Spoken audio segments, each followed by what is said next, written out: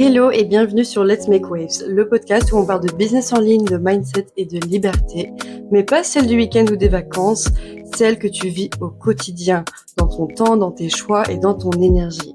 Ici, pas de bullshit ni de promesses irréalistes, juste une chose, te montrer que c'est possible de créer un business et une vie qui te ressemble vraiment. Aujourd'hui, j'ai envie de te parler de quelque chose qui influence énormément notre énergie, notre créativité, notre motivation et même notre business. Dans les derniers épisodes, on a parlé de liberté, de voyage, de tout ce que ces voyages m'ont appris, de solitude entrepreneuriale, d'importance de demander de l'aide. Et aujourd'hui, j'ai envie de parler d'un autre élément qui, selon moi, est complètement sous-estimé. Je parle de notre environnement. Surtout quand on est entrepreneur et qu'on travaille beaucoup depuis chez soi. Parce que quand on manque de motivation, qu'on procrastine, qu'on a du mal à être créatif ou qu'on a l'impression de tourner en rond, on peut penser que le problème vient de nous. Alors que parfois, le problème, c'est simplement l'environnement dans lequel tu essayes de construire ton business. J'ai envie de commencer par te poser une petite question. Est-ce que ça t'est déjà arrivé de partir quelques jours en vacances, de travailler exceptionnellement depuis un café ou voilà, simplement changer d'endroit et d'avoir soudainement plein d'idées, de retrouver de l'énergie, d'avoir envie de créer, alors que ça faisait des semaines que tu tournais un peu en rond? Moi, ça m'est déjà arrivé, régulièrement même. Et en fait, parfois, on attend de nous d'être créatifs, inspirés, motivés, ambitieux, alors que tout ce qui nous entoure nous met exactement dans l'énergie inverse. Alors que tu vois, quand tu es en vacances, qu'il fait beau, etc., enfin, tu as changé d'endroit, tu es dans un café sympa, peu importe. Là, en un coup, tu es motivé, tu es créatif, enfin voilà, l'énergie remonte, quoi. Alors attention, je ne suis pas en train de dire que si tu changes de bureau ou que tu t'achètes, une plante ou que voilà, tu, rajoutes des petites bougies, que, soudainement tous tes problèmes vont disparaître, ce serait bien trop simple évidemment. Mais crois-moi quand je te dis que notre environnement a un réel impact sur notre humeur, notre énergie et notre façon de travailler. Et j'aimerais vraiment que cet épisode te fasse réfléchir à tout ça. Tu le sais peut-être si tu écoutes ce podcast depuis un petit moment ou alors si tu me suis sur les réseaux, je voyage régulièrement. Mais contrairement à l'image qu'on se fait parfois du digital nomade, je ne suis pas cette personne qui vit toute l'année à Bali, qui change de pays tous les mois ou qui rentre quasiment jamais chez elle ou alors seulement 2 semaines par an. Ma vie de digital nomade, elle est un peu différente. Moi, je vis en Belgique, en tout cas pour l'instant, et en fait, plusieurs fois par an, je pars quelques semaines, voire quelques mois en vadrouille avant de rentrer chez moi. Et ça, c'est vraiment le lifestyle qui me convient. Et en fait, ce qui est intéressant, c'est que, ça m'a permis de me rendre compte que ce n'est pas seulement le voyage qui influence, notre énergie, c'est surtout notre environnement quotidien. Parce qu'au final, la majorité de notre vie, on le passe chez nous, dans notre maison, dans notre appartement, dans notre bureau. C'est là qu'on construit notre business. Et donc je parle, aux entrepreneuses qui, bossent surtout depuis chez elles, quoi. Mais en fait, c'est dans ces endroits-là, c'est chez nous qu'on prend nos décisions, qu'on passe nos journées. Et en fait, si cet environnement ne nous inspire pas, si on ne s'y sent pas bien, si on n'a pas envie d'y travailler, ça finit forcément par avoir un impact sur notre énergie. Et cette réflexion, elle ne sort pas de nulle part. Je me souviens qu'il y a quelques mois, ma coach m'avait parlé de l'importance de l'environnement. Honnêtement, au début, je me suis dit: «Ouais, bon, OK, ranger son bureau, mettre une jolie déco, est-ce que vraiment ça va changer quelque chose?» Et en fait, après, elle m'a expliqué que notre cerveau associe énormément des choses à notre environnement. Que l'endroit dans lequel on travaille peut soit nous donner envie de créer, soit nous donner envie de faire tout sauf travailler. Et donc, elle m'avait conseillé de créer un espace qui me ressemble vraiment, un espace lumineux, rangé, agréable, un endroit où j'ai réellement envie de passer du temps. Et elle m'avait donné un conseil tout bête, simplement séparer mon bureau de ma chambre. Parce qu'à l'époque, mon bureau était dans ma chambre. Et franchement, dès que je levais les yeux de mon ordinateur, que je voyais mon lit, j'avais qu'une envie. En fait, mon cerveau partait que dans un sens, il passait que du temps à rêver d'une sieste qu'à réfléchir à mon prochain projet, par exemple. Donc, j'ai complètement réorganisé chez moi. Aujourd'hui, mon bureau est dans une autre pièce et ça peut paraître vraiment anodin, je le sais, mais ça a changé énormément de choses. Maintenant, quand j'entre dans mon bureau, mon cerveau comprend que c'est le moment de travailler Et quand j'en sors, bah, j'ai vraiment l'impression de quitter le boulot. Du coup, je mélange plus, tout ça. Et je me suis aussi amusée à créer un espace qui m'inspire vraiment. Donc j'ai ajouté des petites bougies, des lumières LED, une déco qui me plaît, des plantes, enfin voilà. Et parfois, quand je n'utilise pas mon deuxième écran, je mets simplement une vidéo YouTube avec un fond d'un petit camp de feu au bord de la mer ou alors une forêt avec, je sais pas, le bruit des oiseaux ou, d'une petite rivière. Et est-ce que ça a changé mon business? Non, clairement pas. Mais est-ce que ça change mon envie de m'installer à mon bureau tous les matins? Franchement, oui. Et je crois que c'est ça le vrai message de cet épisode. On cherche souvent des grandes solutions, on pense qu'il faut tout révolutionner, changer complètement de vie ou alors partir à l'autre bout du monde pour retrouver cette énergie, alors qu'en réalité, parfois, ce sont les tout petits détails de notre quotidien qui font la différence. Pas parce qu'ils changent notre business directement, mais parce qu'ils changent l'énergie avec laquelle on construit ce business. Et ça, je pense que c'est une énorme nuance. Parce qu'on ne construit pas un business uniquement avec des stratégies. Je sais, je me répète, j'arrête pas de dire ça dans tous mes épisodes, mais bref, on le construit aussi avec notre état d'esprit, notre créativité, notre motivation, notre identité. Si tu as écouté le dernier épisode, c'était pas le dernier, un des derniers épisodes, bref. Et en fait, toutes ces choses-là sont influencées par notre environnement. Point. That's it. That's the way it is. Donc, avant de te demander comment être plus discipliné, peut-être que la première question à te poser, c'est: est-ce que l'endroit dans lequel je passe mes journées me donne réellement envie de construire la vie que je suis en train de créer? Parce que tu dis rêver de liberté, mais tu travailles dans une pièce sombre où tu n'as même pas envie d'entrer.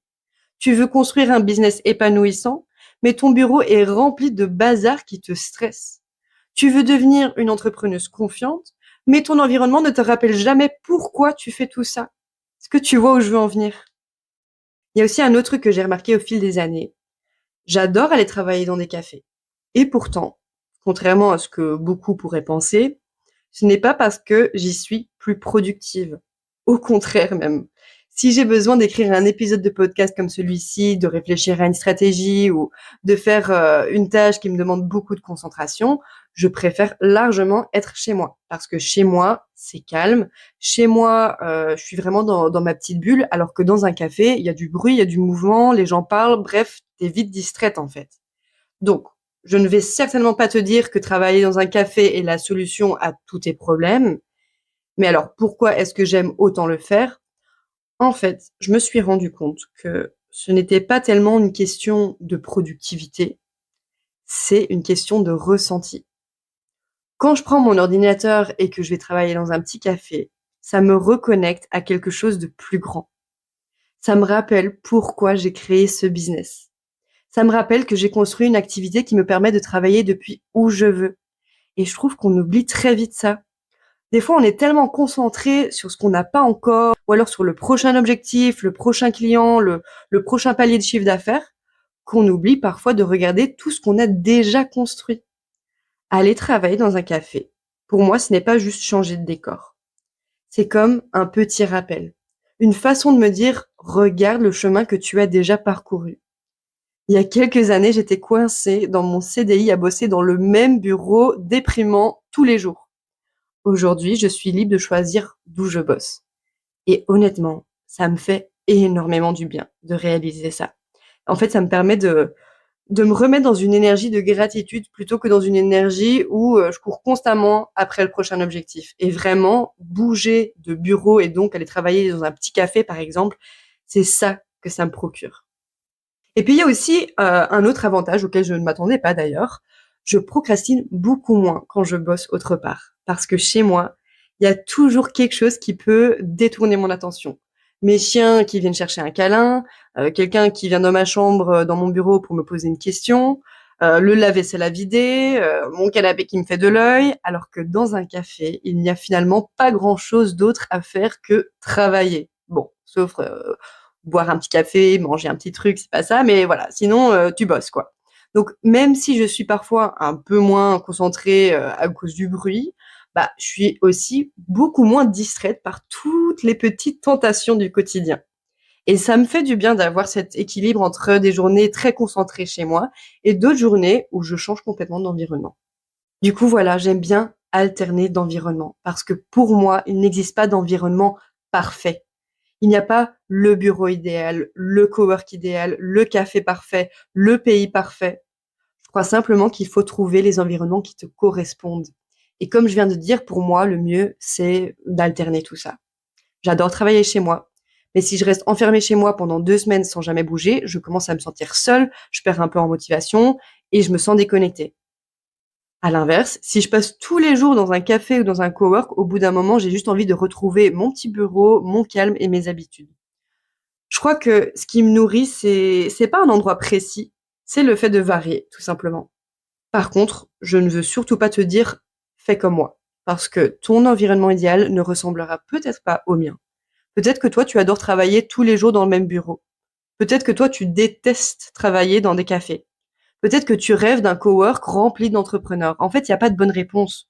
La vraie question, c'est plutôt dans quel environnement est-ce que je me sens le plus aligné avec la vie que j'essaye de construire? Donc j'aimerais que tu te poses cette question. Dans quel environnement est-ce que je me sens le plus aligné avec la vie que j'essaye de construire? Et quand je parle d'environnement, je ne parle pas uniquement de ton bureau ou de ta maison d'ailleurs. Je parle aussi de tout ce que tu laisses entrer dans ton cerveau au quotidien. Les podcasts que tu écoutes, les livres que tu lis, les vidéos YouTube que tu regardes, les comptes Instagram que tu suis, parce que tout ça fait aussi partie de ton environnement. Bon, déjà, si tu écoutes ce podcast, je pense que tu es plutôt bien parti. Ça veut dire que tu cherches déjà à nourrir ton cerveau avec des réflexions qui vont vraiment t'aider à avancer. Donc voilà, bravo à toi, merci d'être là. Ça me fait vraiment plaisir, mais je suis surtout heureuse pour toi, en vrai. Mais bref, plus sérieusement, aujourd'hui, on a énormément de pouvoir sur notre environnement mental. Et oui, si tu veux vraiment, tu peux le contrôler. Par exemple, personnellement, je scrolle très peu sur les réseaux sociaux parce que je trouve que ça ne m'apporte pas grand-chose. Je regarde aussi très peu les informations d'ailleurs. Pas parce qu'il ne faut pas être au courant de tout ce qui se passe dans le monde, hein, clairement pas, mais parce que je sais que si je commence mes journées avec uniquement des mauvaises nouvelles, bah, ça influence forcément mon énergie. À la place, moi je préfère écouter un podcast, lire quelques pages d'un livre ou apprendre quelque chose de nouveau. Pas parce qu'il faut être productive 24 heures sur 24, clairement pas, mais parce que je veux nourrir mon cerveau avec des choses qui m'aident à évoluer. Et surtout, j'ai envie de choisir hem, comment je commence mes journées, et dans quelles énergies. Et donc clairement, pour moi, les nouvelles, c'est non, hein. Les nouvelles, je c'est moi qui décide en fait quand je vais m'instruire et quand j'aurai besoin de toutes ces informations-là. Bref, c'est pas ça le sujet. Et puis évidemment, il y a aussi les personnes qui nous entourent et les discussions qu'on a avec elles. Je ne vais pas développer énormément ce point parce que je viens de faire un épisode entier sur la solitude entrepreneuriale et l'importance de bien s'entourer, donc go écouter le dernier épisode si c'est un sujet qui t'intéresse. Mais je pense quand même que ça mérite de rappeler que les personnes autour de toi influencent énormément ce qui te paraît normal. Elles influencent les conversations que tu as, les ambitions que tu développes, la manière dont tu vois le monde, etc. Sans forcément t'en rendre compte, elles font partie de ton environnement. Et c'est aussi pour ça que je pense qu'il est important de s'entourer de personnes qui nous élèvent, qui nous inspirent et qui nous donnent envie de devenir une meilleure version de nous-mêmes. Alors si je devais te laisser avec une seule réflexion aujourd'hui, ce serait celle-ci. Tu n'as peut-être pas besoin de révolutionner toute ta vie. Tu n'as peut-être pas besoin de tout plaquer ou de partir vivre à l'autre bout du monde, mais pose-toi cette question. Est-ce que l'environnement dans lequel tu passes tes journées soutient réellement la personne que tu essayes de devenir? Quand tu entres dans ton bureau le matin, est-ce que tu as envie de t'y installer? Est-ce que cet espace ressemble à la vie que tu es en train d'essayer de construire? Ou est-ce qu'au contraire, il te vide de ton énergie avant même que tu aies commencé à travailler? Parce que parfois, il ne faut vraiment pas grand-chose. Déplacer ton bureau devant une fenêtre, par exemple, ranger ton espace de travail, ajouter une plante, allumer une bougie, changer un peu la décoration, aller travailler une fois par semaine dans un café, mettre un petit fond d'une forêt ou d'une cheminée sur ton deuxième écran. Ce sont vraiment des petits détails, mais les détails, quand tu les retrouves tous les jours, ils finissent par créer ton quotidien. Et ton quotidien finit par façonner ton état d'esprit. Donc j'ai envie de terminer cet épisode avec une seule question. Je sais, je t'en ai déjà posé pas mal, mais voilà, une question simple. Quelle est la toute petite chose que tu pourrais changer cette semaine dans ton environnement, qui aurait un réel impact sur ton énergie? Pas dans 6 mois, pas quand tu auras déménagé, pas quand tu gagneras plus d'argent, cette semaine. parce que je suis convaincue qu'on cherche souvent des grands changements alors que ce sont parfois les plus petits qui créent les plus grandes différences sur le long terme. Moi, après ma séance de coaching avec ma coach, j'ai carrément déplacé mon lit dans une autre chambre. Ok, c'est peut-être pas le plus petit changement, mais je l'ai fait en, je sais pas, même pas 1 heure, donc qu'est-ce que t'attends en fait? Et c'est tout pour aujourd'hui. Merci d'avoir écouté cet épisode. N'oublie pas de mettre un petit like s'il t'a parlé et viens me suivre sur Instagram @CassandreDBF où je publie régulièrement du contenu. Abonne-toi évidemment ici aussi à mon podcast.